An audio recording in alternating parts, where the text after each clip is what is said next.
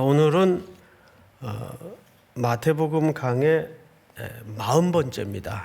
40번째 요나의 표적이라는 주제로 말씀을 좀 나누겠는데요. 오늘은 요나의 표적을 얘기하겠지만 사실 요나의 표적이 갖는 의미에 대해서 사실상 12장 마지막 절까지를 다뤄야 종합적인 의미가 드러나기 때문에 다뤄야 될 주제나 내용이 좀 많습니다. 그럼에도 불구하고 우리 간단하게 설명을 하면서 말씀을 듣도록 하겠습니다. 우선 몇 가지 이야기가 나오냐 하면 요나의 표적에 관한 이야기가 나와요. 바리새인들이 표적을 구하죠. 그런데 바리새인들이 표적을 구하는 것은 이 잘못된 게 아닙니다. 구약에도 보면 모세가 네 백성을 구하러 하나님이 가라 그러니까 뭘로 하나님이 보내신 것을 증명하겠습니까? 그러자 여러 가지 기적과 표적을 친히 베풀어 주시죠. 이것이 유대인들이 갖고 있는 표적의 이해였습니다. 그래서 서기관들이나 바리새인들이 표적을 구하는 것은 에이 못된 놈들 이렇게 생각하시면 안 되고 그 당시 이해로서는 충분히 그럴 수 있었겠다. 왜냐하면 표적과 기사를 드러내는 사람들을 당시 유대인들은 선지자로도 이해를 가질 수 있는 개념이 있었기 때문에. 자, 그런데 이제 문제는 그 표적을 구하는 서기관과 바리새인들, 사실상 등장은 서기관과 바리새인들이지만 그 세상의 시대를 대변한다고 보면 정확합니다. 예수님이 꺼내놓은 대답이 조금 생뚱맞습니다. 뭐라고 얘기하시냐면 39절을 보세요. 예수께서 대답하여 이르시되 악하고 음란한 세대가, 여기 세대라는 말은 이렇게 세상이라는 의미예요. 그러니까 어떤 특정 집단을 얘기하는 게 아니고 세대가 표적을 구하나 선지자 요나의 표적밖에는 보일 표적이 없다. 아니 표적을 보여달라는데 그것도 당장 뭐 병자를 고치셨다든지 또 뭐 기적을 일으키셨다든지 이런 표적을 당연히 드러내셔야 이 요구에 부응하는 것인데 예수님은 이 악하고 음란한 세대들에게는 요나의 표적밖에는 볼 게 없다. 근데 여러분 구약 성경에 우리가 요나서를 강해도 듣고 또 읽기도 했지만 요나가 언제 표적 행한 적이 있나요? 요나는 불순종하다가 니느웨 성에 가서 복음을 전하라는 하나님의 명령이 너무 싫어서 내가 미쳤다고 원수의 나라에 가서 그들 구원을 위해서 복음을 전하겠습니까? 화가 나서 다른 쪽으로 도망가다가 그만 풍랑이 일고 바다에 던져지고 어디로 들어갔죠? 결국에는 큰 물고기 뱃속에 사흘 밤낮을 있었단 말이에요. 그거는 엄밀한 의미에서 요나가 행한 표적이 아니고 요나가 당한 표적이에요. 그렇죠, 여러분? 다시요. 요나가 행한 표적이 아니고 요나가 겪은 어떤 상징적인 사건이란 말이에요. 그래서 이 사건이 갖는 바 의미가 뭔가에 대해서 우리가 조금 이해를 가지고 시작을 해야 되는데 우리 요나서를 한번 좀 띄워주세요. 요나서 2장. 요나가 물고기 뱃속에서 그의 하나님 여호와께 기도하고 이르되 내가 받는 고난으로 말미암아 여호와께 불러 아뢰었더니 주께서 내게 대답하셨고 내가 어느 뱃속에서? 여기 물고기 뱃속에 갇힌 것을 뭐라고 표현했죠? 스올. 죽은 자들이, 예수 없이 죽은 자들이 가는 돌아올 수 없는 길, 어떤 곳을, 방향을 얘기합니다. 스올의 뱃속에서 부르짖었더니 주께서 내 음성을 들으셨나이다. 자, 우리 또 요나서 1장을 한번 좀 볼까요? 요나서 1장 같이 한번 봅시다. 시작. 여호와께서 이미 큰 물고기를 예비하사 요나를 삼키게 하셨으므로 요나가 밤낮 3일을 물고기 뱃속에 있으니라. 여기 보니까 며칠을 물고기 뱃속에 있었어요? 3일. 자, 그러면 우리는 여기서 두 가지 단어를 건져 올려야 돼요. 첫째는 스월. 근데 거기서 며칠 있었어요? 3일. 이것은 요나가 구약의 시대에 겪었던 어떤 사건이지만 이것은 어떤 특징적 기호를 갖고 있는가 하면 훗날 예수 그리스도께서 오셔서 불순종한 세상의 백성들을 구원하기 위해서 몸소 친히 땅에서 며칠을 계셨어요? 3일을 계셨어요. 그리고 3일 만에 사망 권세를 깨치시고 죽음을 이기시고 죄악의 권세를 이기시고 부활하신 사건을 여러분들은 잘 알 겁니다. 그래서 예수님도 마치 요나가 겪었던 것처럼 땅에서, 그리고 며칠 동안? 3일 동안. 그러면 무엇이 여기서 맞아지기에 예수님이 요나의 표적을 설명했는가 하면 스월이라는 개념, 죽은 자들이, 근데 이 스월은 사실 누가 걸어 들어갔어야 할 길이었습니까? 우리 모두가 영원히 진노와 멸망 가운데 걸어 들어가야 될 길이었어요. 근데 그 길을 누가 대신 들어가셨어요? 예수님이 우리 죄짐을 지시고, 그리고 며칠 만에, 3일 만에 부활하신 사건을 우리는 기억하고 있습니다. 이제 부활절이 다가오고 있죠. 이제 한 달 있으면 부활절인데, 자, 중요한 것은, 그러면 그래서 요나의 표적이라고 말씀을 하셨구나. 그러면 이게 무슨 얘기가 됩니까? 예수님이 표적을 보여달라는 악하고 음란한 세대를 향해서 너희에게는 요나의 표적밖에는 보일 것이 없다라고 말씀하실 때는 거기에 예수님의 무슨 심정, 무슨 메시지를 담고 싶은 걸까요? 내가 죽어야 된다. 이 악하고 음란한 세대는 답이 없다. 길이 없다. 그래서 내가 죽으러 왔다는 거예요. 그래서 그 죽음을 넘어 내가 부활 후에 새로운 생명으로 그대들에게 선물하지 않으면 인류는 뭐가 없다?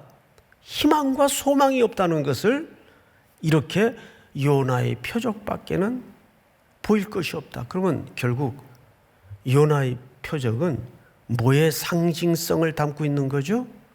예수 그리스도께서 갈보리 언덕에 우리 죄를 대신해 죽으실, 믿습니까?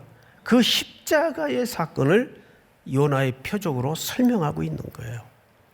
그래서 첫 번째, 여러분들이 머릿속에, 가슴속에 담아야 될 깊은 묵상과 진리는, 성경에서 신약에는 3번에 걸쳐 요나의 표적이 설명이 되고 등장을 하는데, 이 예수님이 꺼내든 요나의 표적의 카드는 결국 희망 없는 우리 모두를 위해서 갈보리 언덕에 죽으실 십자가의 사건을 설명하고 계시는구나.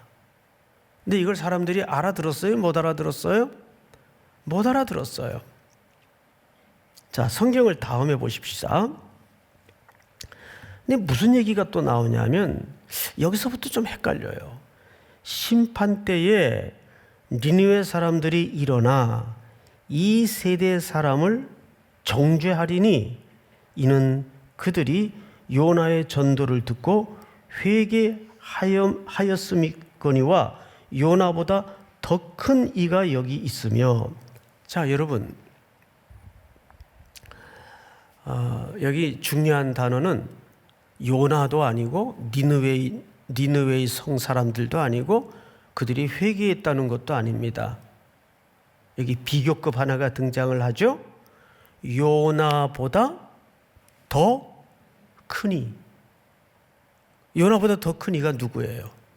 예수님이죠. 여기서 크다라는 말은 키가 크고 덩치가 크다, 그 물리적 개념이 아니죠.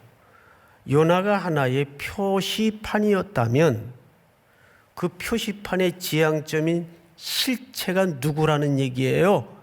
예수 그리스도라는 얘기예요. 그래서 그것을 더 크다라고 설명을 하는 겁니다. 믿습니까? 그러니까 이게 이제 해석상 어려운 것이 유대식 표현인데 우리식 개념으로 알아들으면 오해가 생기겠죠. 여러분, 독일어로 완전하다 할 때는 그것은 perfect라는 개념보다는 1대1이라는 개념이에요. 독일어의 개념은 1대1을 완전하다라고 그들은 이해를 갖더라고요. 보니까 마찬가지예요.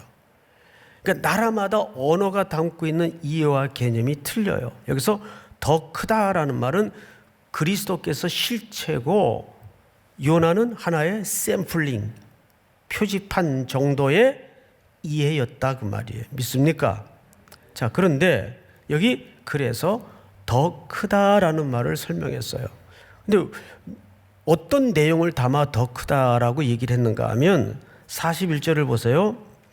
이제 심판 때가 오면 종말의 때를 얘기하겠죠. 니느웨 사람들은 유대 사람들입니까? 이방 사람들입니까? 이방 사람들 정도가 아니라 아주 유대를 괴롭혔던 민족이에요. 그래서 요나가 이들이 구원받는 걸 너무 싫어했어요. 근데 글로 가서 복음을 전하라니까 물고기 뱃속에 사흘 밤낮을 들어가 곤욕을 치르고 나서는, 죽었다가 살아나고 나서는 어쨌든 니느웨 성에 가서 그 성을 돌려면 3일을 걸려요. 근데 며칠만 휙 돌았죠? 하루만 딱 휙 돌아다니고는 하나님 믿어야 구원을 얻습니다, 이렇게 선포한 게 아니에요. 심판이 임할 것이다, 다 죽을 것이다. 이건 전도가 아니라 그냥 협박하고 온 거예요. 사실은 요나서를 잘 읽어보세요. 그들이 구원받고 돌아오기를 간절히 원해서 어떤 회개를 촉구한 내용이 없어요. 그러니까 심판과 저주를 선포하고 그것도 3일 돌아다녀야 될 성을 그냥 하루 만에 돌아다녔다는 것은 대충 했다 그 말이에요. 대충 저주를 선포하고 말았어요. 하나님이 시키니까. 그런데 니느웨의 그 이방 사람들이 누구까지 회개를 했어요? 짐승까지 금식을 하고 다 하나님 앞에 돌아오는 역사를 나타냈어요. 그러면 그들의 구원은 전적으로 누가 하신 일일까요? 하나님의 주권이 가능케 한 일입니다. 그런데 왜 여기서 갑자기 니느웨 사람들의 회개의 이야기가 나올까요? 나올 만하죠. 아니, 택함받지 않은 저 이방인들도 그 전도 같지도 않는 전도를, 대충 한 전도를 듣고도 짐승까지 금식을 하고 나라의 왕까지 그 소식을 듣고 회개를 하고 하나님 앞에 돌아왔던 기억이 있는데, 혈통적으로 아브라함의 자손이면 이 얘기를 잘 기억하세요. 혈통적으로 이 시대 사람들은 우리가 아브라함의 자손이니까 당연히 우리는 구원이 있고 우리는 하나님의 백성이라는 철석 같은 헛된 신념을 가지고 있으면서도 회개하지 않고 그렇게 요나의 실제로 오신 예수 그리스도의 복음을 영접하지 않는 이 백성들을 향해서 요나보다 더 큰 이가 와서 실제로 등장하여 선포하는데도 그들이 그 복음을 받아들였다 안 받아들였다? 안 받아들였어요. 여러분, 그리고 또 한 명의 구약의 인물이 등장을 하는데 42절 심판 때에 남방 여왕이 일어나. 자, 여러분, 여기 남방 여왕은 구약의 우리 역대하를 좀 보십시다. 9장 본문을 좀 같이 한번 읽을까요? 시작. 솔로몬 왕이 스바 여왕이 가져온 대로 담례하고 그 외에 또 그의 소원대로 구하는 것을 모두 주니 이에 그가 그의 신하들과 더불어 본국으로 돌아갔더라. 솔로몬 왕이 지혜가 충만하여 그 지혜가 온 열방에 소문이 났어요. 그러자 남쪽에 바로 이 스바 여왕이 은금 패물을 가득 바리바리 수레에 실어서 이 지혜를 들으러 저 먼 나라에서 세상에 여왕이 커다란 행렬을 이루어 찾아왔단 말이에요. 누구의 지혜를 들으러? 솔로몬의 지혜를 들으러. 그런데 솔로몬이 커요? 예수님이 커요? 솔로몬 속에는 또 어떤 기호가 담아져 있는가 하면 오실 그리스도의 모형이 담아져 있단 말이죠. 근데 그 실제 되시는 예수 그리스도께서 오셔서 복음을 선포하시고 말씀을 전하는데도 눈 닫고 귀 닫고 안 듣더라 그 말이에요.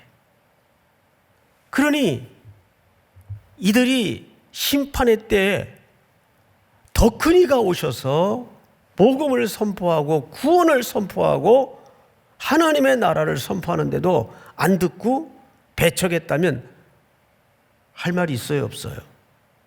할 말 없죠. 그래서 이 당시 유대인들은 몽땅 죽었다. 그 심판을 얘기하는 것이 아니라 그래서 예수님은 우리를 위해서 십자가에 죽을 수밖에 없었다. 그 방법 외에는 인류는 소망이 없기 때문에. 믿습니까? 우리에겐 그 십자가의 방법 외에는, 그러니까 우리가 얼마나 하나님 앞에 완악하고 완고하고 불순종하고 악한 존재인지를 이 요나의 표적을 선포하는 예수님 앞에서 들어야 돼요. 자, 그 다음에 무슨 얘기가 이어지는가를 한번 보십시다. 43절부터 45절까지인데 갑자기 더러운 귀신 얘기가 나와요. 그러니까 오늘 얘기가 여러 개가 나오죠. 그런데 이 여러 개의 이야기는 전부 일관되게 요나의 표적이 무언가를 설명하고자 하는 내용이에요. 제가 읽겠습니다. 43절. 더러운 귀신이 사람에게서 나갔을 때 물 없는 곳으로 다니며 쉬기를 구하여도 쉴 곳을 얻지 못하고 물 없는 곳, 쉴 곳을 구한다. 이게 귀신이 물을 무서워하는 모양이에요. 성경에 보니까 더러운 귀신이 사람에게서 나갔을 때, 그러니까 더러운 귀신 들린 자는 누굴까요? 그 시대를 얘기하는 거예요. 복음을 들었던 시대. 예수님이 오셔서 그 귀신을 쫓아냈어요. 그런데 다음 절을 보세요. 이에 이르되 내가 나온 집으로 돌아가리라 하고 와보니, 나간 귀신이 나가봐야 어디 쉴 곳이 없어요. 광야로 가봐도 쉴 곳이 없고 물 없는 데가 어딘가 찾아봐도 쉴 곳이 없고, 그래서 귀신이 이렇게 생각을 했다는 거죠. 악한 영이 그냥 내가 나왔던 집으로 다시 들어가야 되겠다. 그러면 그 누구를 얘기하는 겁니까? 자기가 머물러 살던 한 인격과 인생을 얘기하는 거예요. 그 시대를 얘기하는 것일 수도 있고 전형적으로 바리새인들과 서기관들을 계속 지칭하는 것일 수도 있고, 그것은 오늘날 우리 불신의 특정 집단을 얘기하는 것일 수도 있고, 아유 내가 나가봐야 어디 갈 데가 없구나, 다시 그 집이 좀 형편이 어떤지 한번 가보자. 그리고 가봤어요. 그랬더니 깨끗이 수리되어 있고 자기가 살던 집이 깨끗이 청소되어 있고 또 빈집이에요. 그러니 다시 들어가 살기가 좋겠어요? 싫겠어요? 너무 좋은 거죠. 그런데 이 귀신도 전도를 하나 봐요. 여기는 내가 혼자 살기에는 너무 이게 과분하다. 그래서 자기보다 더 센 귀신 동료들을 데리고 들어가서 잘 살았다는 이야기를 여기다가 써놓은 겁니다. 성경을 잘 보세요. 45절 다 같이 한번 읽겠습니다. 시작. 이에 가서 저보다 더 악한 귀신 7을 데리고 들어가서 거하니 그 사람의 나중 형편이 전보다 더욱 심하게 되느니라. 이 악한 세대가 또한 이렇게 되리라. 예수님이 뭘 설명하기 위해서 비유를 한 건데 비유를 아주 영적으로 잘하셨어요. 먼저 본 형편보다 그 한 귀신이 들어가 살던 집의 형편보다 더 센 7명의 동료 귀신을 데리고 들어가 사니 이 사람의 형편이 과거보다 더 조금은 나아졌을까요? 더 나빠졌을까요? 더 나빠진 거죠.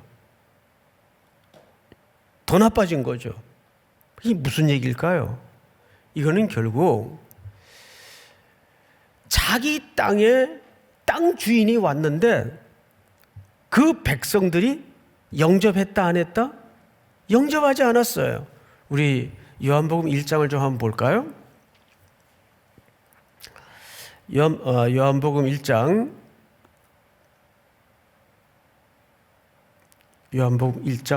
제가 부탁을 안 드렸어요. 예, 요한복음 1장을 보시면 자기 땅에 주인이 왔으나 백성이 영접지 아니하였다. 그런데 이어 유명한 구절이 있죠.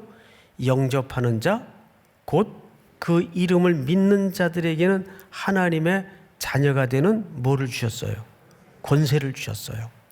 이것이 오늘 중요한 이 이야기 끝의 결론인데 제가 미리 좀 말씀을 드리는 것은 뭐냐면 예수님이 십자가의 표적을 보이면서까지 그들의 죄를 대신해서 죽었지만 그것을 결국 받아들이지 않았던 유대인들과 그를 십자가에 못 박아 내건 대제사장, 종교 지도자들의 형편은 어떠할 것이라는 경고입니까?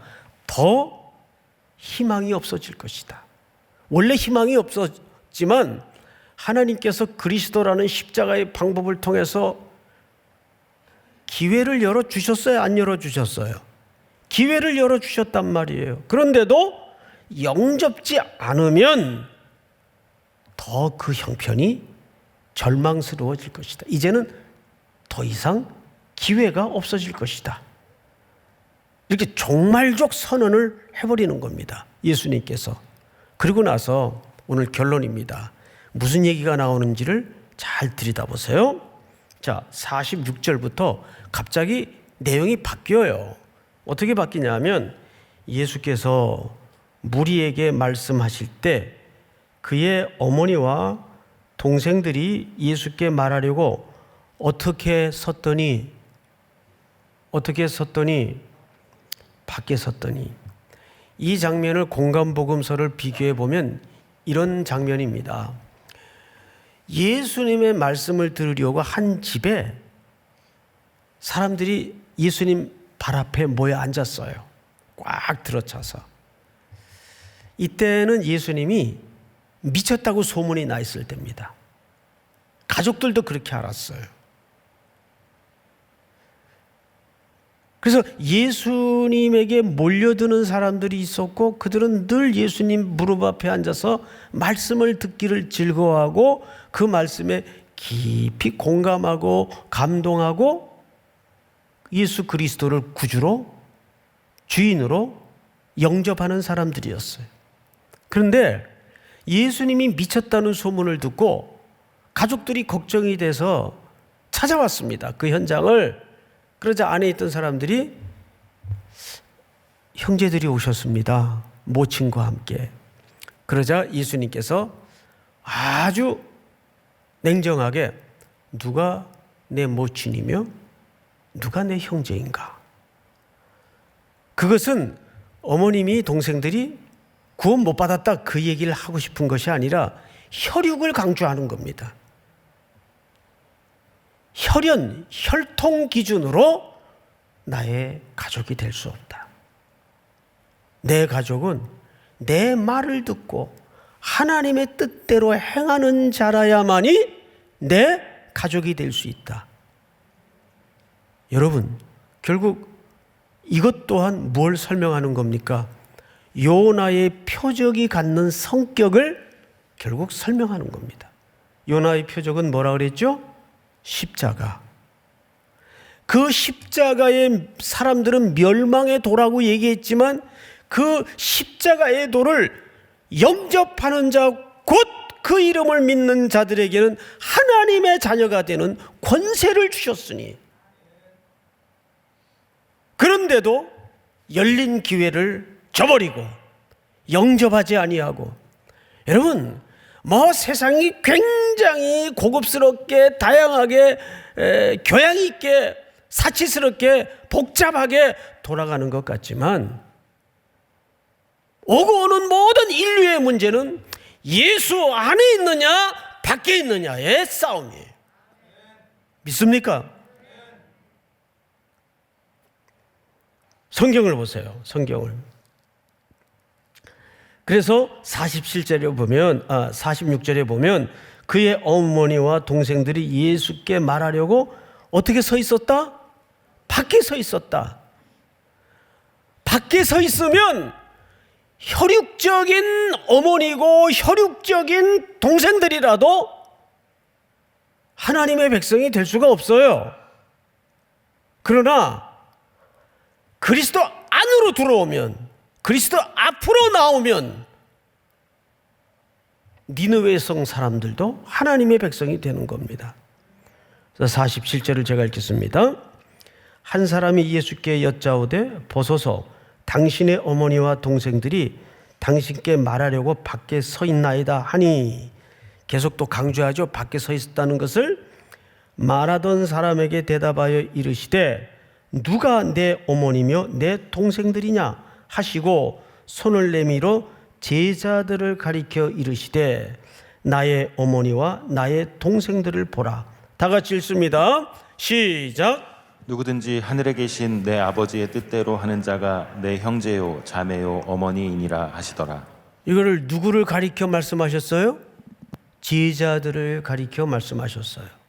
그러면 여기서 등장하는 제자들은 장차 어떤 기초가 되죠? 이 땅에 세워지는 기초가 돼요. 12명의 제자는 교회입니다. 머리 대신 그리스도의 몸인 교회를 통해서, 교회밖에 구원이 없다는 말은 건물밖에 구원이 없다는 그런 의미가 아니에요. 교회밖에 구원이 없다는 말은 그리스도밖에는 구원이 없어요. 믿습니까?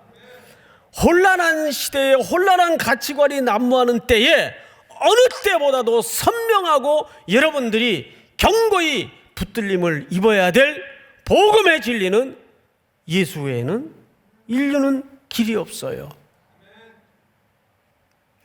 어떤 세상의 유혹과 시험과 흔드는 물리적 공격 앞에서도 예수만이 시대의 길이고 예수만이 내 삶의 이유이며 결론임을 다시 한번 고백하는 이 복된 아침이 될 수 있기를 주님의 이름으로 축원하고 축복합니다. 우리 다 일어나십시다.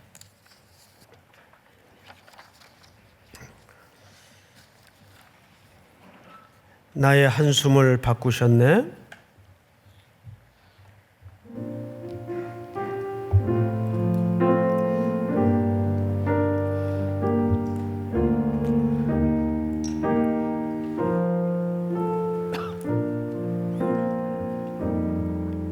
고달픈 삶의 은혜도 무뎌지고 곧 사라질 것에 내 만두네. 헛된 것들을 바라보며 그 은혜를 넘치며 살아내.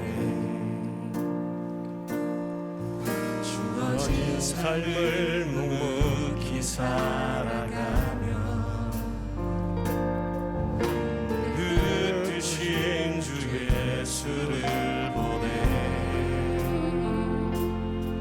사망 가운데 놓여진 나의 삶을 건지신 그 이름 예수. 나의 한숨을 바꾸셨네. 주를 향한 노래로, 소망의 노래로 나의 눈물을 가두신 주 예수 이름 안에 살게 하소서. 나의 한숨을 바꾸셨네. 주를 향한 노래로, 소망의 노래로 나의 눈물을 거두신 주 예수 이름 안에 살게 하소서. 우리 다시 한번 손을 들고 우리의 한숨을 바꾸신 예수님, 나의 한숨을 바꾸셨네. 주를 향한 노래로, 소망의 노래를 삼기 원합니다. 소망의 노래로 나의 눈물을 거두신 주, 거두신 주 예수 이름 안에 살게 하소서. 이름 안에 살게 하소서. 우리 그대로 손을 든 채 기도합니다. 오늘 주신 말씀처럼 그렇습니다. 이 시대 또한 악하고 음란한 세대이기에 요나의 표적밖에는 없음을 고백합니다. 사망과 수월의 뱃속에서 우리를 건지신 예수님, 다시 한번 이 시대가 예수를 찾게 하시고 우리의 삶이 예수로 모아지는 집중력을 새롭게 하여 주시옵소서. 내 마음이 공고하고 한숨과 눈물로 범벅이 될 때에도 예수께로 내 의식이 집중되게 하시고 내 삶과 내 모든 인생의 방향이 예수로 향하는 복된 해답을 얻도록 인도하여 주시옵소서. 이 시대의 열쇠는 예수만이 소망임을 고백하는 결단이 있도록 인도하여 주시옵소서. 모든 한국교회가 세계 만민이 예수로 나오게 하여 주시옵소서. 교회는 예수만 전하게 하시고 십자가만이 길이 되는 교회가 되게 하여 주시옵소서. 우리 한번 주여 부른 다음에 기도합니다. 주여